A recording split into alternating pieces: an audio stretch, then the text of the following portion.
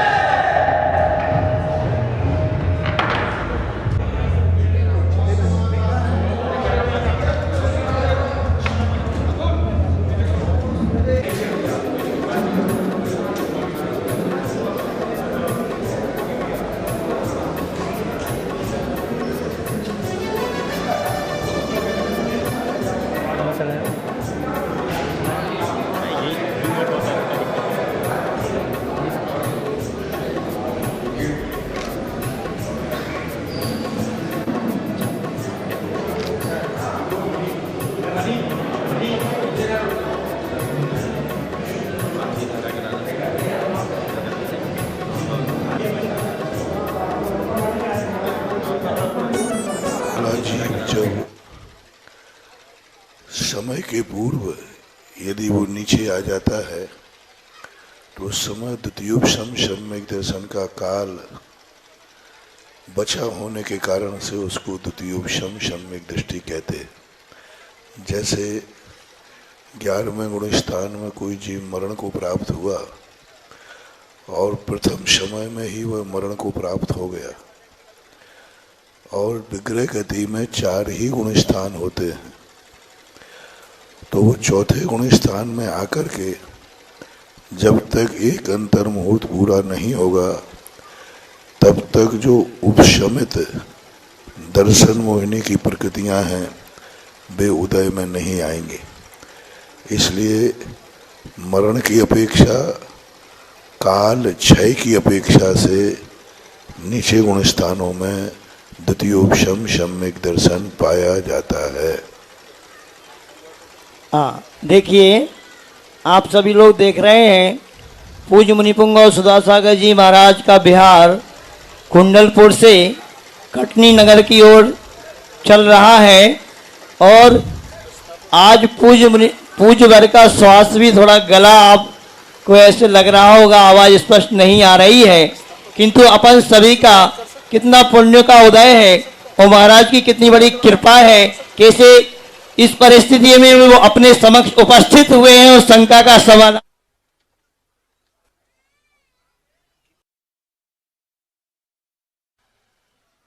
इसी शंका रूपेश जी नायक, श्रीमती अलका जैन नागपुर से। महाराज श्री जी, बहुत अच्छी शंका है महाराज जी इनकी कि जो शरीर में तिल मस्सा या कान में बाल वगैरह हुआ करते हैं, जैसे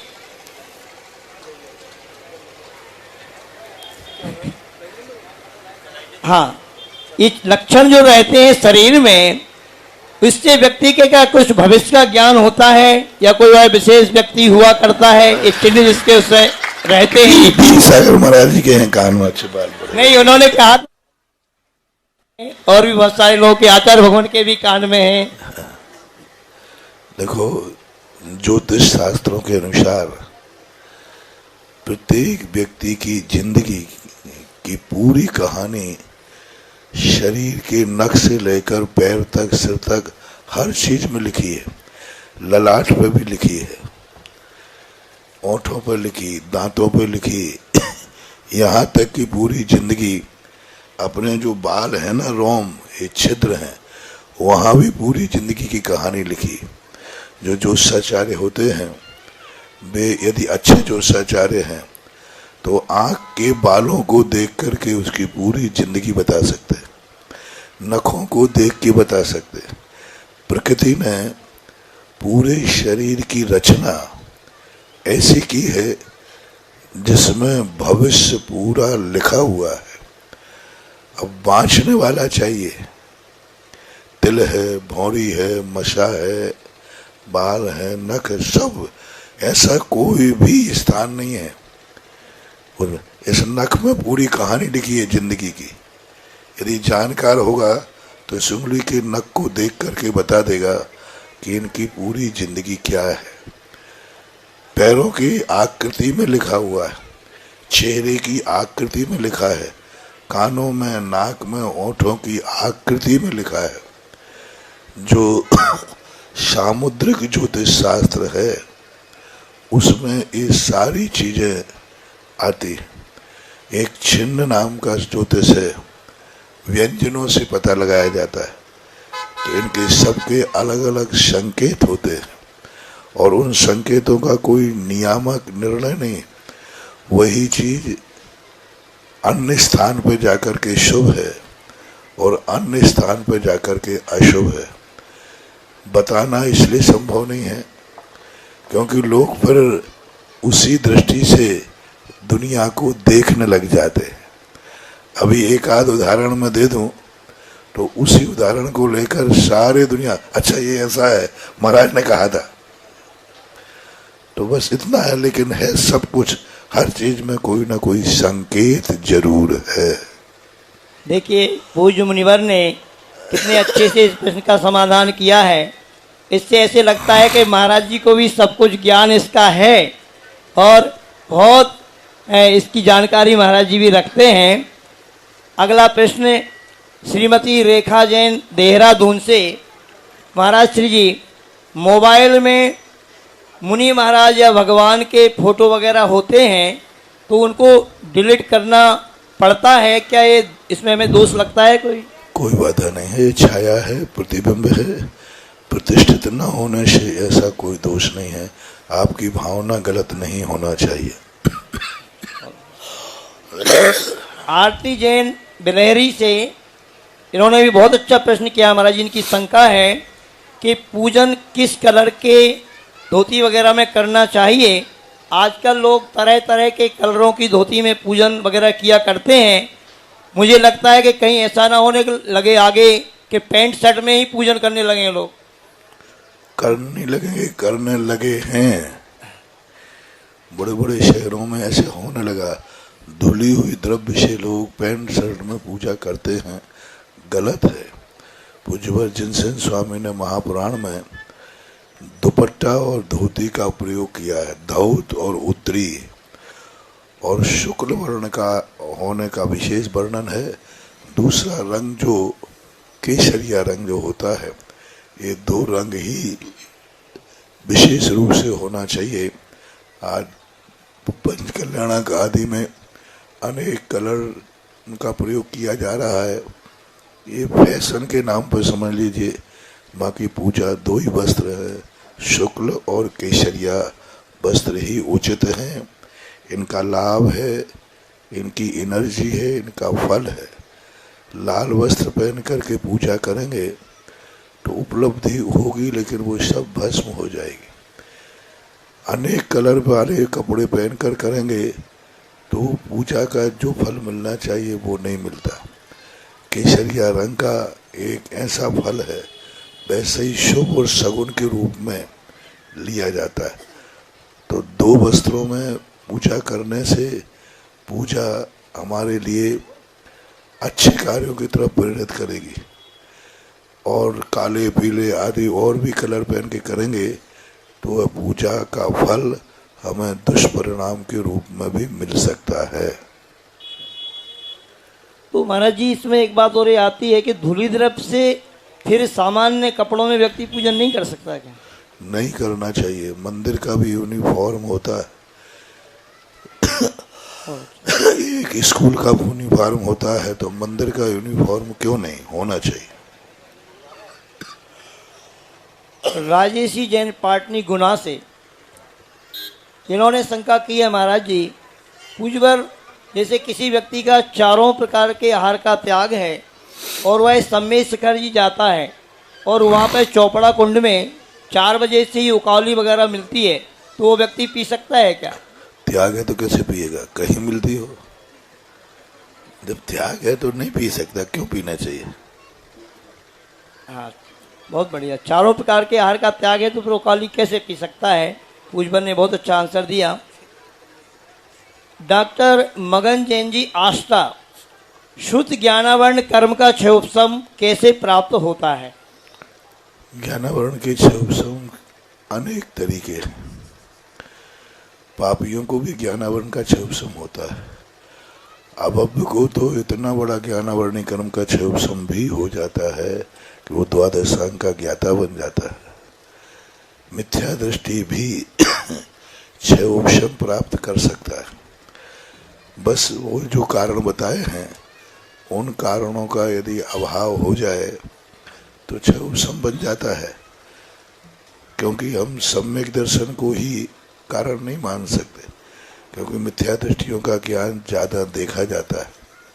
हाँ, श्रेणी में चढ़ने के बाद जो ज्ञान होता है वो वीतराग भावों से होता है, लेकिन संसारी व्यक्तियों का क्षयोपशम का कोई एक नियामक कारण नहीं है। बस ज्ञान के प्रति रुचि और तर्कप्रदोष, निन्नव, माश्चर्य आदि कारणों के अभाव होना ही कारण बन सकता है। अब हमारे बीच में मुनि महाराज भी मंच पर विराजमान हैं। ज्येष्ठ श्रेष्ठ मुनि महाराज परम पूज्य मुनि श्री पूज्य सागर जी महाराज, जिनके बारे में मुझे मालूम हुआ है कि परम पूज्य मुनि पुंगव सुधा सागर जी महाराज का चातुर्मास 93 में जो ललितपुर में हुआ, ये सामान्य श्रावक थे। महाराज जी की प्रेरणा को पाकर के, आशीर्वाद को पाकर के आज ये भी पूज्य बन गए हैं, महाराज के निकट बैठे हुए हैं और अब तो महाराज जी के और निकट आ गए और उनकी भैयावर्ती इत्यादि का लाभ ले रहे हैं। ऐसे पूज्य ज्येष्ठ मुनि महाराज पूज्य सागर जी महाराज अपनी शंका महाराज जी के समक्ष रखेंगे। बोलिए परम पूज्य मुनि श्री पूज्य सागर जी महाराज जी की। मुनि श्री जी के चरणों में बारंबार नमोस्तु नमोस्तु नमोस्तु। महाराज श्री जी, हमारी जिज्ञासा है, सोम्बूर अमर समुद्र में तिरंच रहते हैं पंचेंद्री संगी और वो प्रतिमाधारी होते हैं, 12 व्रतों का पालन करते हैं। अब उस वहाँ रह करके वो कैसे प्रतिक्रमण, कैसे व्रतों का पालन, कैसे शुद्धि का जल आदि आदि लेते होंगे, और अगर श्रद्धा रूप में पालन करते हैं तो फिर वो उनका सम्यक दर्शन 4था गुरुस्थान हुआ। 5वां गुरुस्थान की क्या विशेषता वहाँ पालन करने की? चरणानुग का जितना उपदेश है सब वो आर्य खंड के आर्य पुत्रों के लिए है। त्रियंचों के लिए, आदि के लिए 5वें गुण स्थान की व्याख्या है। 12 व्रत होना वहाँ जरूरी नहीं है। वहाँ उनके परिणामों की कषाय की जो मंदता होती है, अप्रत्याख्यानावर्णी कषाय का उदय का अभाव वो कर लेते हैं। वो ना सामायिक करते हैं, ना आदि अलग से कोई प्रतिक्रमण। 12 व्रतों का वर्णन किसी भी शास्त्र में त्रियंचों को नहीं मिला। त्रियंचों का जब भी वर्णन आया, देश वृत्ति शब्द का प्रयोग किया, प्रथमाओं शब्द का प्रयोग नहीं किया। कोई त्रियंच 12 व्रत लिए था ऐसा भी नहीं। अणुव्रतों का उल्लेख आता है। अणुव्रत शब्द का 12 व्रत का नहीं आया। अणुव्रत में और 12 व्रत में अंतर है। 12 व्रतों में जो 7 शिक्षा व्रत और गुण व्रत हैं, ये मात्र मनुष्य में ही घटित होते हैं विशेष रूप से। और त्रियंचों के अंदर जो है अणुव्रति, हाथी ने अणुव्रत धारण किए, सिंह ने अणुव्रत धारण किए। महावीर पुराण में महावीर स्वामी के जीव के संबंध में उसने अणुव्रतों की चर्चा की, उसने अणुव्रत धारण किए। अणुव्रत का अर्थ इतना ही है कि वो संकल्पी हिंसा का त्याग कर देते हैं। त्रियंचों का जो पंचम स्थान बनता है वह संकल्पी हिंसा को त्याग करना है। वो किसी भी जीव को अब अपने भोजन के लिए, अपने संकल्प पूर्वक आदि मारेंगे नहीं, अपने जीवन बचाने आदि के लिए वो बात अलग है, विरोधी हिंसा। तो त्रियंचों का संकल्पी हिंसा का त्याग हो जाने से उनका पंचम गुण स्थान बढ़ता है, अतिथि संभवाग आदि। फिर भी पूज्यवर वीरसेन स्वामी महाराज ने श्री धवला जी के अंदर 1-2 उदाहरण उन्होंने घटाए। उन्होंने कहा त्रियंच जब अणुवृत्ति हो जाते हैं तो दूसरे सिंह आदि त्रियंच उनको सूखे भोजन लाते। सचित्त का त्याग कर दिया किसी ने, धवला जी में उल्लेख है। तो दूसरा सिंह बाहर से सूखे पत्ते लाकर, सल्लिकी शब्द का प्रयोग किया, साल आदि के पत्ते लाकर खिलाते। दूसरा उल्लेख किया उन्होंने कि पानी को वो देख करके, प्रासुक जहाँ पानी होता है, धूप की किरणें जहाँ पड़ती हैं, वहाँ का वो पानी उसको बताते हैं और ले जाकर पिलाते। तो इस प्रकार का प्रकीर्णक रूप से कुछ उदाहरण देखने में आए, लेकिन सिद्धांत यही है कि वो संकल्पी हिंसा के त्यागी होने से उनका पंचम गुण स्थान बनता है। ऐसा ही अन्य जो नीच कुल वाले होते हैं, नीच गोत्र वाले होते हैं, जिनका कुल शुद्धि नहीं होती है, वे भी 12 व्रतों में अतिथि संभवाग आदि को धारण नहीं करते, संकल्पी हिंसा का त्याग करते। जैसे चांडाल आदि हैं, संकल्पी हिंसा के त्यागी हो जाते हैं, ऐसा मानना चाहिए।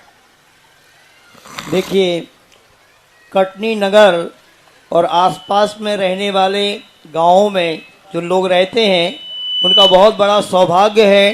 कुंडलपुर महामहोत्सव के बाद एक अद्भुत दृश्य आप लोग देख रहे हैं कि 2 निर्यापक श्रवण मुनि महाराज अपने समक्ष बैठे हुए हैं और अपन सब धर्म ध्यान कर रहे हैं।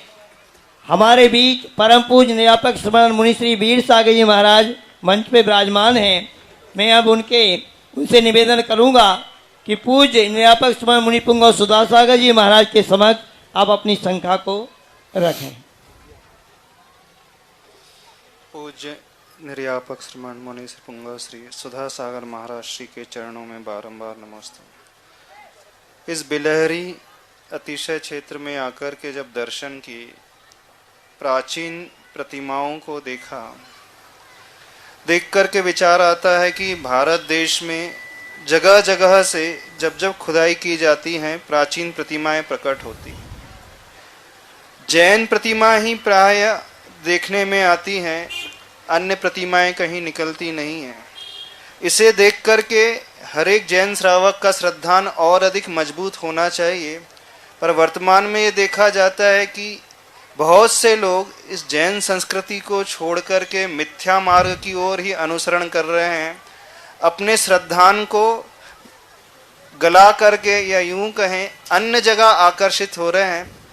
ऐसा कुछ उपदेश हो जाए ताकि वो मिथ्यात्व से दूर होकर के इस ओर अग्रसर हो सके। मूर्ति की जो पूजा है ये वस्तुतः जैन दर्शन में ही है।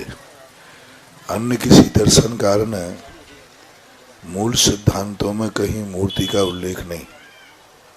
बाद में जाकर के अनुकरण के रूप में स्थापित होने लगी। इसलिए प्राचीन काल की मूर्तियां जब निकलती हैं तो उससे इतिहास पता चलता है। बिलहरी में बहुत समय पहले आया था, जब भी कटनी जा रहा था। इस बार आने का मन तो नहीं था। इस बार तो महावीर सागर, इन लोग विशाल सागर, धवल सागर की भावना ने ही मुझे प्रेरित किया। और भावना में इतनी प्रबलता आई कि जैसे ही मैं बिलहरी की तरफ मुड़ा, सामने भरा हुआ कलश मिला। तो मैं सोचते सोचते चला गया, इस कलश का शुभ संकेत क्या है, क्यों मिला, क्या होने वाला है। तो शुभ संकेत करते करते 2 किलोमीटर ही चला और शुभ संकेत ये मन में आया कि रास्ते में मत रुको, सीधा बिलहरी चलो। उस कलश ने संकेत दे दिया था कि कोई बाधा नहीं हुई थी। और यहाँ आने के बाद सभी ने ये कहा कि अच्छा निर्णय हुआ कि यहाँ आ गए, नहीं तो दिन भर स्कूल में पड़े होते। और अभी शाम को प्रवेश हो रहा था। विशाल सागर जी कह रहे अच्छा हुआ, नहीं तो वहां क्या करते। तो इस प्रकार की स्थितियां, लोग दूर प्रत्यक्ष को आजकल लोग महत्व दे रहे, परोक्ष को नहीं। रामचंद्र जी का जीवन परोक्ष पर आधारित था और रावण का जीवन प्रत्यक्ष पर आधारित था। रावण प्रत्यक्ष में सुखी था और रामचंद्र जी प्रत्यक्ष में दुखी थे। तो आज जो कलयुग है वह प्रत्यक्ष को स्थान देता है। धन दौलत ज्ञान विज्ञान आदि जहां दिखता है, जहां मिलता है, उस तरफ मुड़ जाता है। और जो सच्चा धर्म होता है वो प्रत्यक्ष नहीं परोक्ष की तरफ ध्यान देता है। प्रत्यक्ष में तो वो कष्टों का रूप दिखेगा, लेकिन जब परोक्ष में देखते हैं तो सुख का भंडार दिखेगा। रामचंद्र जी का जीवन देखते हैं तो प्रत्यक्ष में कष्ट ही कष्ट नजर आते हैं, लेकिन भविष्य देखते हैं तो बहुत सुख नजर आता है। और रावण का प्रत्यक्ष जीवन सुखमय नजर आता है और बाद में जाकर के दुखमय जीवन जीता है। आप पिक्चर देखते हैं, आप लोग, खलनायक पूरी पिक्चर में ऐश करता है और हीरो की क्या दशा होती है।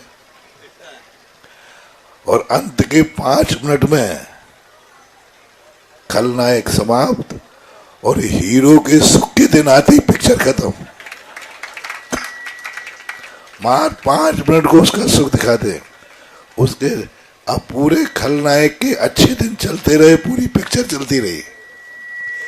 और जैसे ही हीरो के अच्छे दिन आए पिक्चर, तो ये दुनिया पिक्चर है। खलनायक के अच्छे दिन तो देखता है और हीरो के अच्छे दिन आने होते हैं, पिक्चर खत्म कर देता है। यही सबसे बड़ा कारण है कि जैन दर्शन वह हीरो है कि जब इसके सुख के दिन की बारी आती है तब तक व्यक्ति इसको छोड़ करके इतनी दूर भाग जाता है कि वो सुख की खबर भी नहीं सुन पाता। और जब खलनायक के यानी संसार के सुखों की बात आती है तो उसके संबंध में वो पूरी पिक्चर देखता रहता है। इसलिए पूज्यवर अमृतचंद सूरी महाराज ने इस संसार को रंगमंच कहा। और रंगमंच इसलिए कहा कि इस संसार के रंगमंच में खलनायकों की सुख की चर्चा तो होगी, लेकिन जो हीरो है उसके सुख की चर्चा कोई सुनना पसंद नहीं करेगा, पिक्चर को एंड कर देते हैं। यही मूल कारण बनता जा रहा है। देखिए, मैं एक बहुत रहस्य की बात आपको बताना चाहूँगा पूज्य ज्येष्ठ मुनिवर का समागम हम लोगों को राजस्थान की धरती पर प्राप्त हुआ था, और जैसे मुनि महाराज का समागम हमें मिला और उनका दर्शन किया, मेरे पैर में बहुत दर्द रहता था, किंतु महाराज जी का हाथ का स्पर्श हुआ और मैं पूरा राजस्थान, हरियाणा, दिल्ली की ओर घुमाया, मुझे दर्द नहीं हुआ। ऐसा ही चमत्कार अभी हुआ। पूज हमारे मुनिषी विशाल सागर जी महाराज का बहुत गला ठीक नहीं हो रहा था, किंतु जैसे ही हम लोग बड़गांव में थे, महाराज जी का आगमन हुआ और महाराज जी का गला ठीक, और उसी दिन महाराज जी ने शंका का समाधान भी किया। फिर दूसरे दिन, ये बहुत महाराज जी की तपस्या का प्रभाव है। और अब मैं पूज्य मुनिषी विशाल सागर जी महाराज से निवेदन करूंगा कि वह अपनी शंका महाराज जी के समक्ष रखें। पूज्य निर्यापक स्वर्ण सुधा सागर जी महाराज के श्री चरणों में कोटि सा नमन करते हुए, वैसे तो मुनिश्री जी जो आपने उत्तर दे ही दिया, मैं ऐसे ही पूछना चाह रहा था कि अचानक आपके मन में क्या भाव आया कि तय तो ये हुआ था कि रास्ते में रुकना है, लेकिन ऐसे सुबह सुबह आपने एकदम से 18 किलोमीटर हम लोग को चला दिया लेकिन फिर भी ऐसा लगता है कि आपने उस शंका का समाधान कर दिया। अब आपसे अगली शंका मेरी ये है कि मुनिश्री सौधर्मेंद्र की आयु 2 सागर और घातायुष को 2.5 सागर ऐसी मानी जाती है, और उसके 2 सागर के काल में 40 नील सचियों का वर्णन आगम में प्राप्त होता है। तो अब जिज्ञासा ये है कि जिस सौधर्म की आयु 2.5 सागर की हो जाती है, उसके जीवन काल में सचियों की संख्या 40 नील से अधिक होगी कि वो 40 नील में ही उनके 2.5 सागर का कार्यकाल बीतेगा? पहली बात है कि घातायुष करने वाले जीवों को उच्च पद नहीं मिलते। सौधर्मेंद्र आदि जो पद हैं, एक घात करने वालों को नहीं मिलते। नहीं, वो 2.5 सागर आयु नहीं, 2 सागर आयु होती है। घातायुष की अपेक्षा 2.5 सागर है, जो घात करके आते हैं उनकी अपेक्षा 2.5 सागर है, क्योंकि सम्यक दृष्टि को 1 सागर और मिथ्या दृष्टि को पल का असंख्यात्मा भाग प्रमाण अधिक आयु मिलती है घात करने वाले को। इसलिए घातायुष को जो है विशुद्धि से गिरा हुआ होता है, उसके विशुद्ध परिणाम गिरे हुए रहते हैं। तो गिरने वाला व्यक्ति उच्च पदों को प्राप्त नहीं होता, जो विशुद्धि को प्राप्त होता है वो होता है। फिर भी यदि किसी कहीं यदि कोई उल्लेख कर भी दे तो वो नीलो जितनी उनकी उम्र है उतनी उम्र प्रमाण सचियां रहेंगी। सौधर्मेंद्र कभी भी सची पद से रहित नहीं हो सकता। 6 माह का जो अंतराल कहा है स्वर्गों में देवताओं की उत्पत्ति का, वह पर 6 महीने तक कोई देवगति में उत्पन्न नहीं होगा, लेकिन वो उच्च पदों के लिए नहीं होना चाहिए, क्योंकि उच्च पद में कोई भरोसा नहीं रहता। फिर भी यदि हो जाता है ऐसा, तो उस समय प्रकृति के कोई ना कोई नियम के अनुसार उस समय किसी भगवान का जन्म भी नहीं होगा, कहीं ना कहीं से सेटिंग होगी ऐसा, क्योंकि सौधर्मेंद्र कभी सची से रहित नहीं होता, ऐसा आगम में कहीं उल्लेख नहीं पाया गया। अब धवल सागर जी महाराज अपनी जिज्ञासा, वे स्वयं जिज्ञासा सबकी रख रहे हैं, अब अपनी जिज्ञासा भी अपनी वो रखेंगे महाराज। पूज्य न्यापक श्रीमान मुनिपुंगव सुधा सागर जी महाराज के चरणों में बारंबार नमोस्तु। महाराज श्री जी, विशेष करके वैसे तो पूरे देश में ही, इस मध्य प्रदेश में होली और दिवाली का बहुत बड़ा महत्व है, और दिवाली के बारे में तो आपने बहुत कुछ सारे देश के लोगों को बताया है, और मिथ्या जो भ्रांतियां थीं, मान्यताएं थीं, वो लोगों की दूर हुई हैं। महाराज जी, आपसे निवेदन है कि होली वास्तव में क्या है, ये पर्व कैसा है, और जैनियों का इससे क्या वास्ता है, किस प्रकार से इस पर्व को मनाना चाहिए, इस पर आपका समाधान मिल जाए तो बहुत अच्छा होगा सभी के लिए। होली जो है जैन दर्शन के अनुसार धार्मिक त्योहार नहीं है, एक लौकिक त्योहार के संबंध में बात आती है। किसी भी शास्त्र में, जैन आचार्यों के प्राचीन शास्त्रों में होली का कोई भी उल्लेख नहीं। मात्र आज से 400 वर्ष पहले ब्रह्मचारी जिनदास हुए हैं। ब्रह्मचारी जिनदास ने होली विलास करके एक शास्त्र लिखा है, किताब लिखी, उसके अंदर उन्होंने एक कथा का उल्लेख किया। उस कथा के अंदर उल्लेख किया कि एक आताताई व्यक्ति किसी धर्मात्मा क्षति का शील भंग करने के लिए उसके घर में जाकर के जबरन उसके लिए धर्म का बिगाड़ने का प्रयास किया। उसी समय जब गांव वालों को ये पता चला तो गांव वालों ने मिलकर उस घर में आग लगा दी। जैसे ही आग लगाई तो वो जो आताताई व्यक्ति था वो जलकर भस्म हो गया और जो क्षति थी वह मकान में से सावध सुरक्षित बाहर आ गई। अत्याचार के विनाश के लिए यह होली का मात्र वो 400 वर्ष पुराना एक छोटा सा कथानक मिला है। उसके अलावा और कोई भी ऐसा उल्लेख देखने में नहीं आया। वैष्णव दर्शन में भी होली का अर्थ भी यही है, एक आताताई शक्ति का विनाश हिरण्यकश्यप के द्वारा अपने ही पुत्र को विनाश करने के लिए, क्योंकि पुत्र आस्तिक था, भगवान को मानता था और हिरण्यकश्यप जो है अपने आप को ही भगवान कहता था। उसकी बहन थी होलिका और बहन के अंदर एक सिद्धि थी कि वो अग्नि में जल नहीं सकती थी।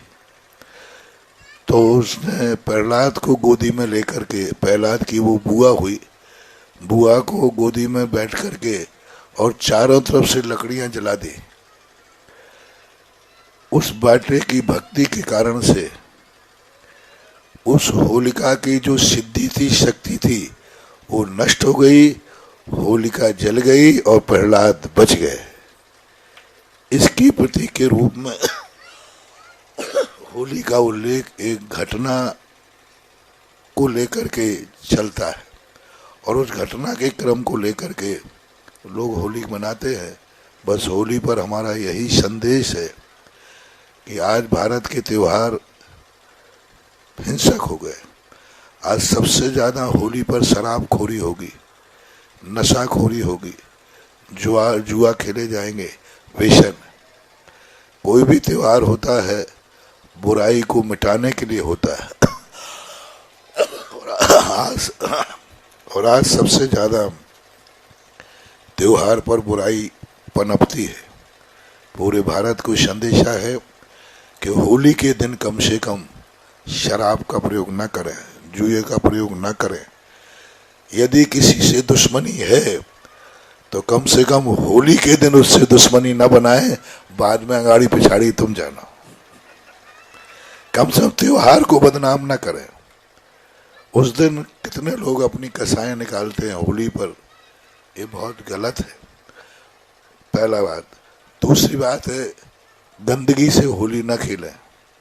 कई लोग अपनी कसाएं निकालने के लिए चंदा इकट्ठा करते हैं, पैसे लेने के लिए उनके घरों में गंदगी डालते हैं, ऐसा ना करें। तीसरा कारण, रंग के लिए जो होली खेली जाती है, इसका कोई भी किसी शास्त्र में, जैन, हिंदू, किसी भी शास्त्र में मैंने बहुत खोजा, ये रंग कहाँ से आया, रंग क्यों खेला गया।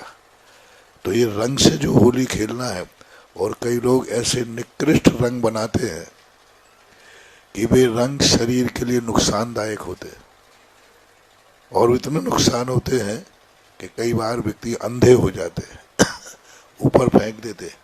कई लोग धोखे से तेजाब आदि मिलाकर के चेहरे को विकृत कर देते। इसलिए रंग की होली न खेलें। पानी की वैसे ही किल्लत है। अब पानी, रंगली पानी अलग चाहिए और रंग जाए तो नहाने के लिए पानी अलग चाहिए। आज वैज्ञानिक है, सब पढ़े लिखे लोग हैं। जो पढ़े लिखे लोग हैं वो अपने गांव में समझाएं, अपने परिवार को समझाएं। मात्र यदि को होली खेलना है तो मात्र गुलाल का तिलक करें, बस केसर का, गुलाल का तिलक करें। उस दिन कोई ना कोई अपनी जिंदगी की बुराई को छोड़े। जो बुराई आई है वो होली के दिन जला के नष्ट कर दो और अच्छाई को ग्रहण करो। यही देश के नाम मेरा संदेश है। बिलहरी तीर्थ क्षेत्र पर विराजमान निर्यापक श्रवण मुनि पुंगव श्री सुधा सागर जी महाराज के चरणों में जिनवाणी चैनल व सुधा कलश के दर्शकों द्वारा बारंबार नमोस्तु। प्रथम जिज्ञासा के लिए ब्रह्मचारिणी सविता दीदी और इनके पश्चात सुबोध जी जैन बिलहरी तैयार रहें। परम पूज्य निर्यापक श्रमण के चरणों में कोटि सा नमन। मुनि श्री, एक जिज्ञासा है कि आचार्य भगवंतों ने सम्यक्त्व के कारण में धर्मोपदेश दिया है, तो धर्मोपदेश अधिगम सम्यक दर्शन के लिए कारण है, लेकिन जो 5 लब्धियों में देशना लब्धि होती है वो देशना लब्धि तो एक आंतरिक कारण है, तो फिर हम उसको अधिगमन में ले सकते हैं कि निसर्गज में ले। धर्म उपदेश ये 6 कारण जो कहे ये बाह्य कारण है और देशन लब्धि अंतरंग कारण है। देशना का नाम है धर्म उपदेश और लब्धि का अर्थ है उसकी प्राप्ति।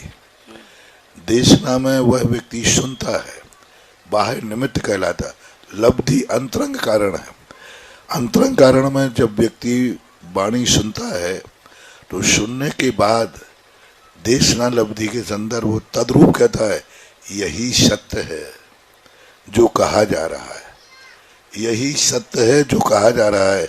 ऐसी अनुभूति जब आती है वो देशना लब्धि बनती है।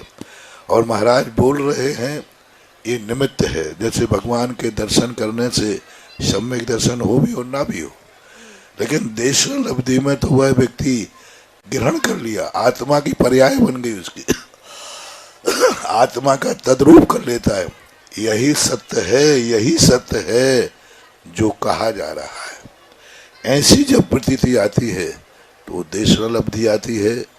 और धर्म उपदेश में ऐसा वो माने कोई नियम नहीं है, वो कहता हाँ महाराज बोल रहे हैं, मैं समझ रहा हूँ, समझने का प्रयास कर रहा हूँ।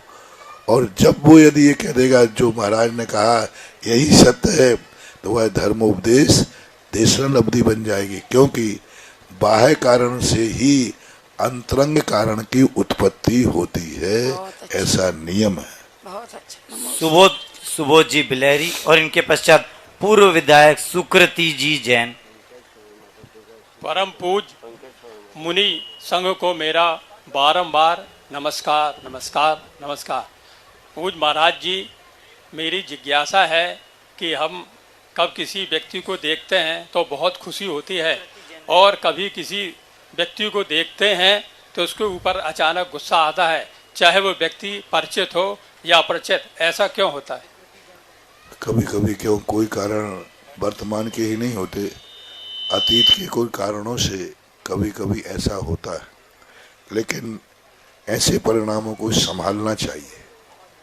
होता है ऐसा कर्म के उदय में, लेकिन संभालना चाहिए कि हम कर्म के उदय के कारण किसी को देखकर क्रोध आ रहा है तो वो औदैहिक भाव माना जाता है हमारे, और वो हमारे लिए बहुत घातक सिद्ध होता जिससे हमारा ना कोई परिचय है, ना हमारा कोई लेन देन है, ना उसने हमने अच्छा किया है, ना उसने हमारा बुरा किया है, और हम अनायास यदि मिलते हैं तो ऐसे व्यक्तियों से ना तो राग करना चाहिए ना द्वेष करना चाहिए। अनायास व्यक्ति के प्रति कभी भी अपने परिणामों को संभालना चाहिए, क्योंकि राग भी खतरनाक हो सकता है। वो राग औदैहिक भाव होता है, वो राग हमें नियम से बंध का कारण बनेगा और निधत्त निकाचित कर्म भी बना सकता है। इसलिए बिना कारण के अनायास किसी से राग द्वेष होना अपने लिए पुराणों में ऐसी कथाओं के बड़े दुष्परिणामों का वर्णन मिलता है। विधायक जी सुकृति जी जैन और उनके पश्चात रश्मि जी जैन, रश्मि नायक सागर तैयार है। परम पूज्य सुधा सागर जी महाराज की जय। परम पूज्य निर्यापक मुनि श्री वीर सागर जी महाराज की जय।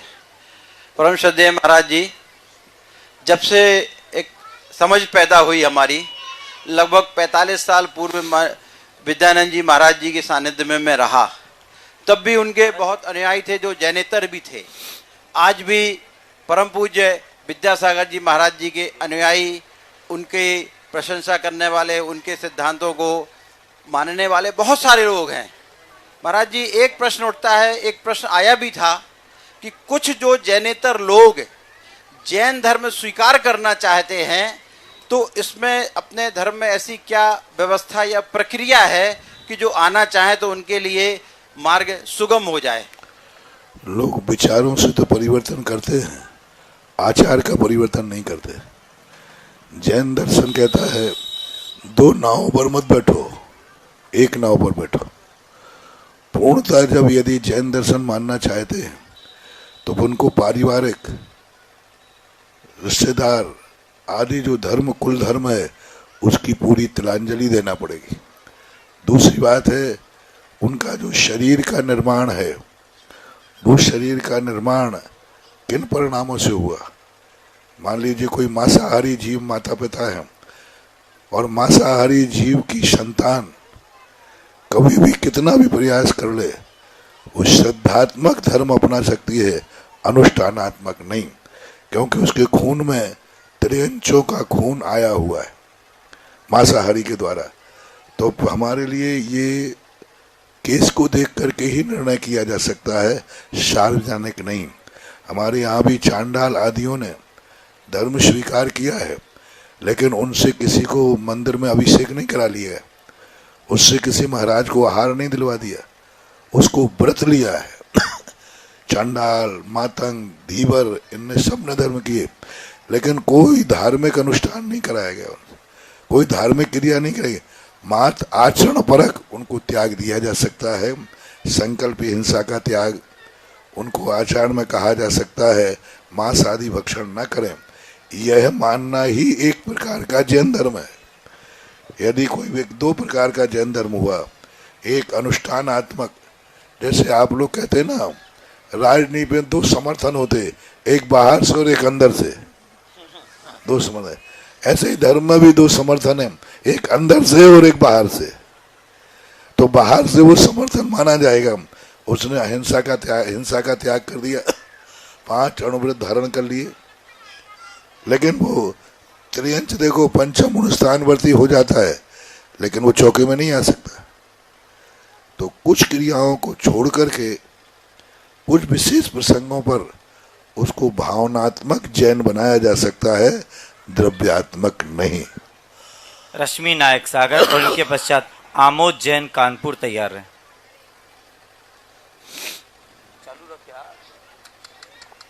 हेलो, हमारे जैन धर्म की शान निर्यापक मुनि श्री सुधा सागर महाराज जी को बारंबार दोनों परिवार की ओर से नमोस्तु नमोस्तु नमोस्तु। हे भगवान, आज जब नेटर्रा में चौका लगना था, हम लोग बहुत उत्सुक थे। चौके में गए, पूरा सामान निकल गया चौके का, यहाँ तक कि दाल चावल में पानी भी डल गया और एकदम खबर आ गई कि चौका बिलहरी में लगना है। तो साथ में हमारी भाभियाँ थी, बहुत घबरा गई, बोले दीदी ऐसा ना हो अटैक आ जाए हम लोग को। महाराज जी, हम लोग जब निकले वहाँ से वापस आए, यदि हमने चौका लगाने कहा होता तो आपका बुलाना हम सुन लेते। नहीं महाराज जी, हमारा एक शुभ संदेश है वो सुनाना चाहती हूँ। जैसे हम लोग निकले, हम लोग ने गाड़ी में नमोकार मंत्र का पाठ शुरू किया और जैसे ही बिलहरी में हम लोग ने एंट्री करी महाराज जी, एक छोटा सा बछड़ा गाय का, मुश्किल से 15 दिन का भी नहीं होगा, वो अपनी माँ का दूध पी रहा था। हम लोगों की तालियां एकदम गाड़ी में बजने लगी, जय जयकार होने लगे, तो सब कहने लगे हो गया मंगल, अब घबराओ नहीं। तो एक घटना हुई महाराज जी, हमारी जिज्ञासा है, जब अपन पूजन करते हैं तो पूजन की थाली में स्वास्तिक बनाते हैं, तो जब स्वास्तिक पानी डालते हैं बाद में जब अपने बर्तनों में, तो एक विकल्प आ जाता है कि कहीं हम लोग उसमें, कोई दोष नहीं है, वो एक पर्पस के लिए बनाया गया था और बाद में मिटा देना ही शुभ है, क्योंकि उसका दुरुपयोग नहीं होना चाहिए। कोई भी चीज अच्छी चीज होती है, यदि उसके अनादर की संभावना होती है तो उसको मिटाने में कोई दोष नहीं। नमोस्तु भगवान। आमोद जैन कानपुर और इनके पश्चात आशा जैन इंदरगढ़ तैयार है। समस्त कानपुर जैन समाज की ओर से प्रतिनिधि के रूप में सन्मति जैन परिषद यहाँ आई हुई है कमेटी, तो सबकी तरफ से गुरुवार के चरणों में आवाज नहीं आ रही अब। सबकी तरफ से गुरुवार के चरणों में नमोस्तु। महाराज जी, मेरा प्रश्न एक घटना पे आधारित है। ये घटना तब की है जब आपका चातुर्मास कोटा नसिया में हो रहा था। हम सभी लोग कमेटी वाले एक दिन सुबह सुबह आपके कक्ष में पहुंचे, दर्शन किए, भक्ति चल रही थी। उसके बाद में थोड़ी देर हम लोग वहाँ बैठे रहे, तो आपने इशारा किया कि निकलो, तो हम लोग वहाँ से बाहर आ गए। लेकिन हमारे मन में ये विकल्प आया कि गुरुजी ने आज ना तो कुछ पूछा, ना कोई हालचाल पूछे, कुछ भी नहीं पूछा। खैर, उसके बाद जब आप प्रवचन के लिए आए तो आपकी पहली लाइन थी कि भक्त चाहता है कि भगवान उसके हालचाल पूछें, भक्त चाहता है कि भगवान उसके हालचाल पूछें। और उसके बाद जो प्रवचन 1 घंटे चला है तो ऐसा लगा कि वो सारा प्रवचन मेरे ही ऊपर हो रहा था, आपका प्रवचन चल रहा था और हमारे आंसू बह रहे थे। तो गुरुवर ऐसी क्या चीज थी कि जिसने हमारे भावों का संप्रेषण आप तक पहुंचाया? बड़ों से या गुरु और भगवान से वो मुझे देखें, वो मुझसे बोले, वो मेरी सुने, ऐसा भाव आना भक्त का दोष माना जाता है, बहुत बड़ा दोष माना जाता है। हम भगवान को, गुरु को देखें, हम भगवान से बोले और हम भगवान और महाराज की बात सुने, ये भक्त का शुभ लक्षण माना जाता है। हमेशा व्यक्ति ये चाहता है महाराज जी मुझे देख ले, वो घंटे भर से देख रहा है, उसको उतनी खुशी नहीं है, और महाराज एक क्षण देख ले में तो खुश हो जाता है। पूज्य आचार्य महाराज ने इस परंपरा का बहुत तेजी के साथ निग्रह किया। आचार्य से इसलिए तुम्हारी तरफ नहीं देखते हैं कि वे अपने भक्त को भक्ति में दूषण नहीं लगाना चाहते। वो कहते तुम दर्शन करने आए हो तो तुम्हारा तो दर्शन हो गया, तुम दर्शन देने आए हो कि दर्शन करने आए हो? बोलो, करने आए हो तो उसमें कहाँ रोक टोक है? तुम महाराज को सुनाने आए हो कि महाराज की सुनने आए हो? सुनने आए। तो महाराज ने सुना दिया ना प्रवचन।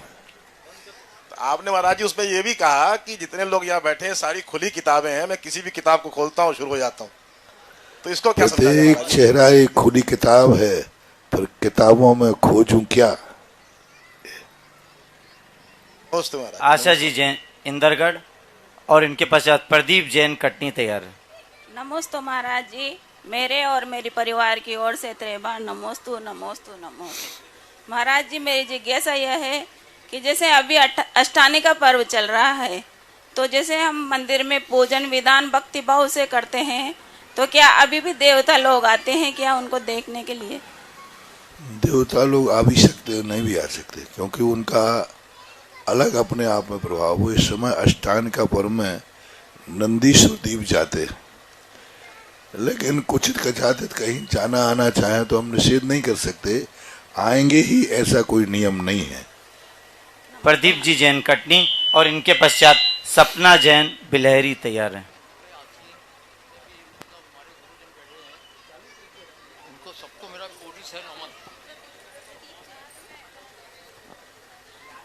सपना जी पूछ लें। मंच पे आसीन हमारे जो गुरुजन बैठे उन सबको मेरा कोटि सा नमन।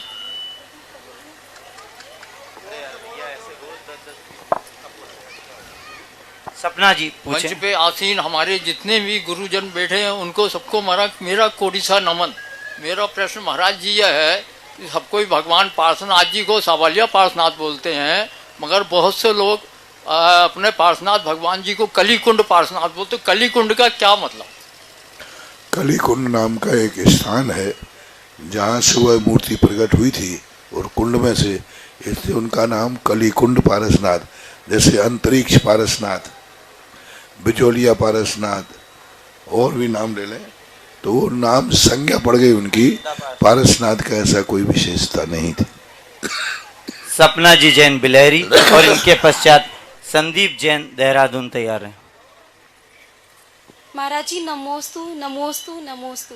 महाराज जी हमारा प्रश्न यह है कि वक्त और समय पर अपने ही चोट देते हैं, ऐसे में इंसान पत्थर बन जाता है, तो ऐसी स्थिति में हमें क्या करना चाहिए? और महाराज जी बस थोड़ा सा एक चीज और पूछ रहे हैं कि गंधोदक को अपने ही हमें चोट देते हैं, शायद कहीं ऐसा ना हो कि हमारे द्वारा वो भी चोटिल हो रहे हो, उनको भी चोट लग रही हो। ये किसी कारण से होता है।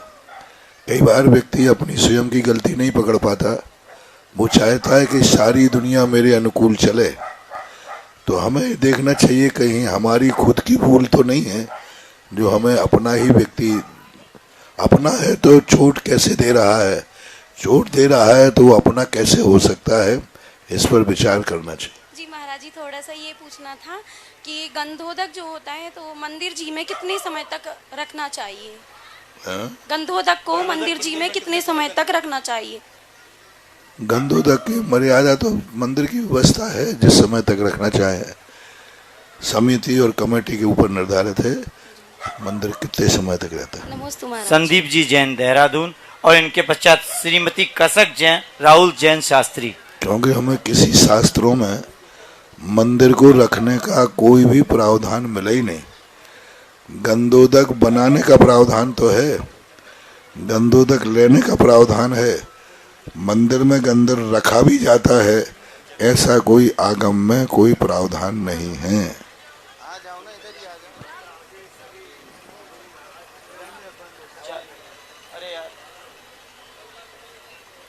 श्रीमती कसक जैन। आप आसीन सभी मुनि संघ को मेरा त्रिवार नमस्कार। महाराज नमोस्तु नमोस्तु नमोस्तु। महाराज श्री मेरी एक शंका है कि जब हम प्रक्षाल करते हैं मंदिर के अंदर तो उसमें कुछ लोग दाएं बाएं का विचार करते हैं, इधर से करनी चाहिए या इधर से करनी है, दाएं से करनी चाहिए या बाएं से करनी चाहिए, कुछ जैसी सुविधा हो वैसे कर लेना चाहिए। इसमें कोई वो तो नहीं है महाराज श्री, कोई आपत्ति? नमोस्तु महाराज श्री नमोस्तु। श्रीमती कसक राहुल जैन शास्त्री और इनके पश्चात मंदिरों में भगवान की जहाँ भगवान बैठे हो वहाँ दिशाओं पर विशेष विचार नहीं किया जाता। मुनिश्री के चरणों में बारंबार नमोस्तु नमोस्तु नमोस्तु। महाराज जी जैसा कि अभी आपने बताया कि हमें होली इस तरह से मनानी चाहिए, होली मनाने का अपना हमें तरीका बताया, तो हम सभी बिलहरी समाज के श्रावक ऐसा क्या भावना भाएं, ऐसी क्या भावना भाएं कि हमारा यह होली का त्यौहार आपके ही सानिध्य में संपन्न हो और हम सभी को आपका आशीर्वाद प्राप्त हो सके। हमने तो ये सुना है आपके भजनों में, होली खेले मैं राज अकेले वन में। भजन में आप लोग गाते हो अकेले वन में, तो अकेले वन में खेलूंगा मैं जब तुमने भजन में गाया है तो। महाराज जी हम लोगों को भी तो थोड़ा सा आपका आशीर्वाद मिल जाए, सानिध्य मिल जाए। हमारे लिए तो जो लिखा है वही सोचूंगा मैं तो। नमोस्तु महाराज जी। अनिल जैन कानपुर और इनके पश्चात नीलम जैन सलीमनाबाद। मेरे आराध्य गुरुवर के श्री चरणों में सीसा मऊ कानपुर जैन समाज का त्रिवार नमोस्तु नमोस्तु नमोस्तु। भगवान मेरा जिज्ञासा है कि जब हम मूल नायक भगवान का गीले छन्ने से प्रक्षालन करते हैं और फिर उसके बाद उसी छन्ने को हम जो शांति धारा का बनाया हुआ गंधोदक होता है उसमें निचोड़ देते हैं, तो क्या ये उचित है, ऐसा करना चाहिए कि नहीं? दूसरी है प्रक्षाल करने का जी नहीं नहीं, प्रक्षाल करने वाले कपड़े को कभी नहीं निचोड़ना चाहिए, क्योंकि प्रक्षाल मात मूर्ति की सफाई है, वो गंधोदक कदापि नहीं हो सकता है। ऐसा यदि करते हैं तो गलत है, क्योंकि प्रक्षाल करने वाला कपड़ा मात्र सफाई के लिए है।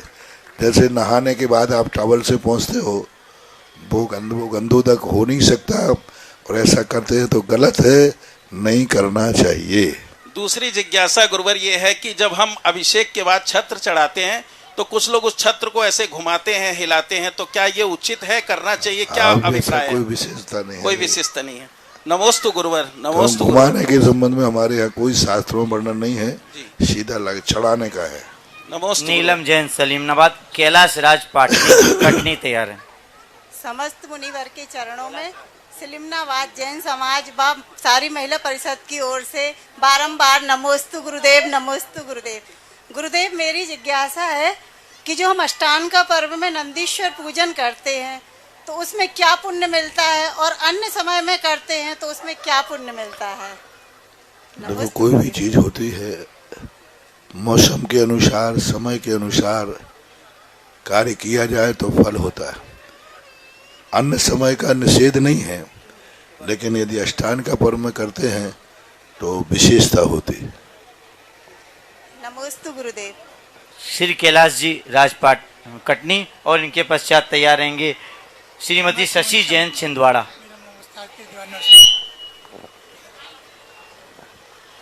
आचार्य से मुनि से मेरा ये शंका जी का समाधान है कि 6 महीने 6 समय में 608 जीव मोक्ष जाते हैं, तो ये कर्म भूमि से जब मोक्ष जाएंगे तो क्या विदेश से जाएंगे? पूरे विदेश 2.5 द्वीप में कहीं से भी जा सकते हैं, पूरे 2.5 द्वीप के अंदर।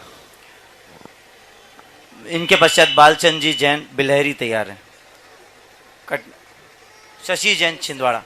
हे स्वामी नमोस्तु नमोस्तु सत्सद्वार नमस्कार छिंदवाड़ा समाज का। आज के युग में जो विकृति आई है कि मतलब आज जो आधुनिकता की ओर अक्सर हो रहे हैं बच्चे आज के, उससे बहुत सारी समाज में विकृति आई है और उससे शादी ब्याह में भी परेशानी हो रही है और अदर कास्ट में हमारे बच्चे जा रहे हैं और अदर कास्ट की बच्चियां आ रही है। आप लोग इसमें माता पिताओं की गलती है। आधुनिक पढ़ाई आधुनिक की तरफ सबसे पहले बच्चा नहीं जाता, माता पिता भेजते हैं। यदि सारे माता पिता सुधर जाएं तो बच्चे अपने आप सुधर जाएंगे। बच्चा जब आधुनिकता की तरफ चला जाता है तब चेतते हैं। मैं कहता हूँ बच्चे को बचपन से ही वो आपकी गोदी में रहता है, उस समय आप संस्कार दो। बचपन में जब वो छोटा रहता है आप पाठशाला भेजिए, धार्मिक संस्कार दीजिए, मंदिर भेजिए, तो वो आगे जाकर के कुछ समझेगा। लेकिन आप लोग खुद नहीं चाहते हैं कि मेरा बच्चा पाठशाला जावे, बच्चा बड़ा थोड़ा सा होने के बाद अभिषेक करे, साधु संतों की बातें सुने, शास्त्र का स्वाध्याय करे। तो सारी 90% भूल माता पिताओं की है, 10% भूल बच्चों की है। और इनके पश्चात तैयार रहेंगी मोनिका जी जैन कटनी।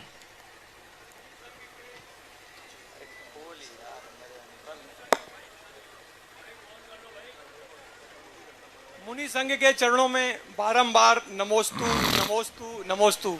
महाराज श्री, आपने बड़गांव में कहा था कि मंदिर में बहुत सी प्रतिमाएं होती हैं, लेकिन किसी एक प्रतिमा में जरूर श्रद्धा रखना चाहिए। महाराज श्री, अक्षय चेत बिलहरी में मुझे बिलहरी के बड़े बाबा 1000 आटीनाथ भगवान में इतनी अधिक श्रद्धा है कि मैं क्या बताऊं। मैं अपने जीवन का एक प्रश्न बोलिए। महाराज श्री, आपने बहुत जगह मतलब अक्षय छेद बिलहरी में प्रतिमाओं में कितनी ऊर्जा है, यह प्रश्न है। मूर्तियों के अंदर जो शक्तियां हैं वो अभी हमने इस प्रकार से पहले जो समय देखी थी जब मूर्तियां भूमि से निकली थी, अप्रतिष्ठित थी। अभी ऐसा कुछ हमने देखा नहीं है, जब देखेंगे तब बता सकेंगे क्या स्थिति। पर कुल मिलाकर के मूर्तियां हमेशा और बिलहरी की मूर्तियां अच्छी हैं, अतिशयकारी हैं। उनको योग्य स्थान यदि और मिल जाता, मैंने पिछली बार कहा था, एक एक मूर्ति एक एक तीर्थ बनाने की शक्ति रखती है, लेकिन उसको तीर्थ का स्थान मिले तो। अब तीर्थ का स्थान मिल जाता तो बना लेती। अब उसको बिलहरी का ग्राम का स्थान मिला है तो स्थान के अनुसार अपने आप में भावना रखें, यही मान। श्रीमती नीलम जी और इनके पश्चात कैलाश सोगानी कटने तैयार है। समस्त मुनि संघ के चरणों में बारंबार नमोस्तु नमोस्तु नमोस्तु। महाराज श्री, हमेशा ये जिज्ञासा रहती है कि धर्म है क्या, 16 करना धर्म है या भाव की शुद्धि धर्म है? दोनों ही धर्म है। जैसे आप लोग घर में भोजन करने से पेट भरता है कि गंदे स्थान पर बैठ करके खाने में पेट भरता है। एक व्यक्ति गंदे स्थान में बैठकर भोजन कर रहा है, एक अच्छे स्थान पर भोजन कर रहा है, पेट दोनों के भर रहे हैं कि नहीं? लेकिन अच्छा कौन सा है? एक गंदे स्थान में वो बैठकर भोजन कर रहा है, चारों तरफ से गंदगी भरी है, और एक साफ सुथरे स्थान पर भोजन कर रहा है, दोनों के पेट भर रहे हैं। लेकिन प्रशंसनीय कौन सा है? बस जो 16 का खाने वाला है वो प्रशंसनीय है, और जो ढकोसला करने वाला है वो निंदनीय है। कैलाश जी सोगानी कटनी, अंतिम जिज्ञासा। मुनि संघ के चरणों में बारंबार नमोस्तु। आज के युवा वर्ग की एक बहुत बड़ी समस्या और शंका भी है कि सामाजिक कार्यकर्ता सम्मान एवं संरक्षण तो चाहता है, और जब यह उसे नहीं मिलता तो वह निराश होकर कहता है कि समाज सेवा थैंकलेस जॉब है। हम ऐसा क्या करें युवा कार्यकर्ता कि उसको संरक्षण एवं सम्मान प्राप्त हो, जिससे वह समाज सेवा में लगातार लगा रहे। व्यक्ति को आज का युग जो है जीवन से संबंध रखने वाला है। जब उसकी कोई भी क्रिया उसके जीवन से जुड़ जाएगी तो वो निरंतर उसमें रुचि लेगा, और जीवन से उसकी क्रिया हट जाएगी तो अच्छी चीज को भी वो छोड़ देता है। इसलिए आज हर क्रिया को उसकी जिंदगी से जोड़ो, उसकी आवश्यकताओं से जोड़ो। उसकी जिंदगी से यदि जुड़ जाएगी तो वो हर कार्य करने के लिए तैयार रहता है। महाराज जी एक और है कि चांदखेड़ी से मुनि संघ का विहार कुंडलपुर क्यों हुआ, तो सर हमको श्रावकों को ये लगा कि आकाश से देवलोक से जल्दी कुंडलपुर पधार गया, पैदल विहार करके कुंडलपुर पहुंचे। इतना जल्दी कुंडलपुर पहुंचे चांदखेड़ी से। मैं इतना लेट आया कि सबसे लेट आया। तुम जल्दी की बात कर रहे। जल्दी तो जब आता है, जब मैं 10 दिन में आ जाता, मैं तो 1 महीने में आ पाया। सोनू जैन और इनके पश्चात ज्योति जैन पहाड़ी निवार तैयार है। सोनू जैन पहाड़ी, ज्योति जैन पहाड़ी तैयार है। बस भाई बस, आज वैसे ही गला थोड़ा कमजोर है तो इसलिए थोड़ा। नमोस्तु महाराज जी, सभी महाराज जियों को मेरे पहाड़ी समाज की ओर से नमोस्तु महाराज जी। अग्नि का पेट भर जाए ईंधन से और समुद्र का पेट भर जाए नदियों से, लेकिन सांसारिक जीवन में इस मनुष्य का तृष्णा रूपी अग्नि से कैसे पेट भरेगा महाराज जी? समाधान पहली कीजिए। बात, अग्नि का पेट कभी ईंधन से भरता नहीं है, नदियों से कभी समुद्र भरता नहीं है, और तृष्णा नागिन ज्यों ज्यों डंके लहर जहर की अब है। तृष्णावान का कभी भी पेट भरता नहीं है, ये नियम है, तीनों के तीनों। सोनू जैन अंतिम जिज्ञासा। जिनवाणी के ज्ञान तें सूझे लोकालोक, शोभाणी मस्तक धरूं सदा दे तू। आरती का सौभाग्य 21,000 में हमारे पूज्य निर्यापक जिनके हार हुआ वो पधारे।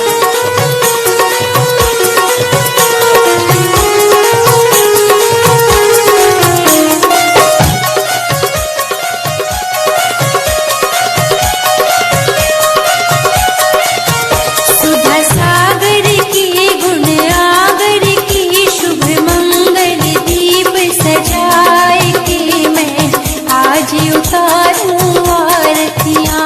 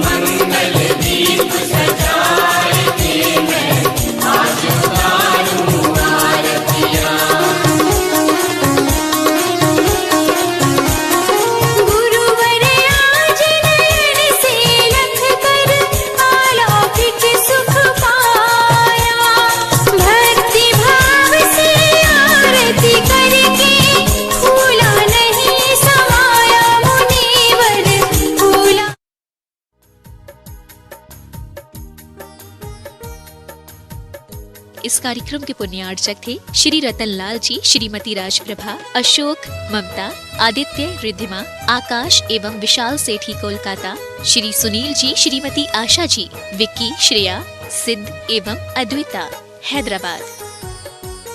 माता पिता श्रीमान रूपचंद जी, कमला जैन, दिनेश जैन, रेखा जैन, दिवेश जैन, दिशा जैन। गंगवार परिवार, प्रवासी मुंबई, निवासी ब्यावर।